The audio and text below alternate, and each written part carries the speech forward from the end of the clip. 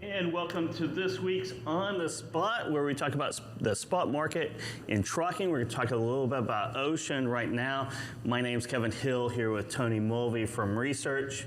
Yeah. What do we have, Tony? So we'll start out kind of looking at Shanghai. I mean, it's been the talk of the town for a while now. And what we've got... Shanghai Surprise. Yeah, Shanghai Surprise. What we've got here is our container atlas that came out last week. We've got our ocean tender or TEU volume index. So these are actual volumes leaving Shanghai headed to the US, and we can see they're down about 50% from April 7th. I mean, we're still on this kind of steady decline.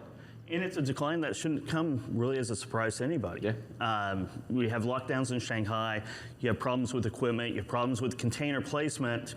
So we're seeing it right here in ocean market bookings, right? Yeah. Well, this is the volume. So these are actual physical containers volumes, leaving. Yes. So we do have bookings data as well. So that's kind of that forward indicator, right? So this is what's left the port on the day of departure, and it's that 7-day moving average, kind of like everything else we look at, just to kind of smooth out that volatility. We'll pull up our next chart, and that'll be that bookings data, right? And this is kind of that same trend, that downward trend, but we're looking at lead times out of Shanghai in the 10 days. So, I mean, we're talking, these are 10 days before that departure date. So we're seeing bookings still decline, and that means volumes are going to keep declining. Yeah, it's the forward-looking, right? Those forward-looking bookings. It's going to tell you where the actual volumes are going. Do you think it's equipment placements? Do you think it's shutdowns? Do you think it's demand-driven? I mean, what are your thoughts on that? I mean, it's probably all of the above. I mean, equipment. When you think about what the ports have been dealing with, they've been the port of Shanghai's been operational, but the issues haven't been the port, it's been getting containers out of the port or into the port, getting them to where they're needed, right? And then you've got rejection. So on the ocean side, you've got a rejection rate. Very different than on the truckload side, right? Rejections on the truckload side happen when it's tendered. On the ocean side, confirmed bookings, so what we see here, they can be rejected all the way up until that departure date by the ocean carrier. And it's not rolled containers that are factored into rejections. It's, hey, we don't have space or we don't have that available equipment for you. And those are at like 25% right now. And those are high in percentage. Oh, yeah. I mean, like, I know 25% on the trucking side is very high. 25% on the ocean side is a high number as well. Yeah, so put that in perspective. Yeah, I mean, this time last year we were around that 10% range. So, I mean, definitely seeing those confirmed containers being rejected at a much faster pace, which means volume levels are going to suffer. They are going to suffer. What do you think? What are your thoughts on when Shanghai really comes back online?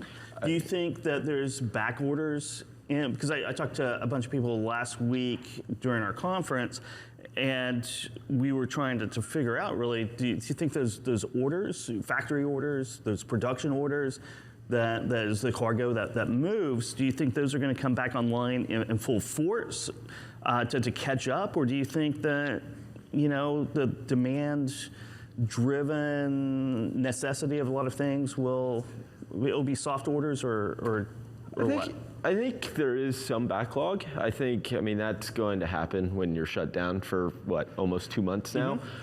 I think the issue is going to be... Do you think it's going to be roaring back, or do you think it's not going to be roaring back as much as everyone hopes? I think that's going to be more the case. Okay. It's not going to come roaring back. I think we may see a surge right at the beginning, but I don't think it's going to be the sustained surge. No one's looking for excess inventory anymore, right? Yeah, so there's going to be a lot of cancellations, seasonal products that aren't going to be in season anymore, so there's no reason to order them.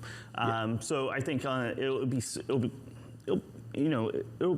soft for what people are thinking. Yeah, and the impacts that those volumes that we see, they flow into the truckload market and the domestic market, and that leads kind of perfect into the next chart, right? Yes. And it's where's the market now, and what does this mean for the market? Right now we're looking at transit times of basically 7 or 5 weeks, right? Yes. 5, 6 weeks from Shanghai to the US. So right here we've got our National Truckload Index the line haul only, so removing that fuel from the rate. And then we've got our outbound tender reject index there in the green line. We saw a slight uptick in that rate the past few days. Not really a surprise. I mean, it is inspection week, blitz week. We saw rejections start to creep up ever so slightly a few days ago. You have to remember those are at the time of tender. Right now, tender lead times are right there in that or 2.8 to 3 day range.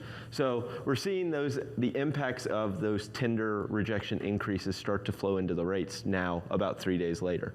And we're seeing a little bit firming up of the rates, first rise in a long, long time, day over day, sequentially.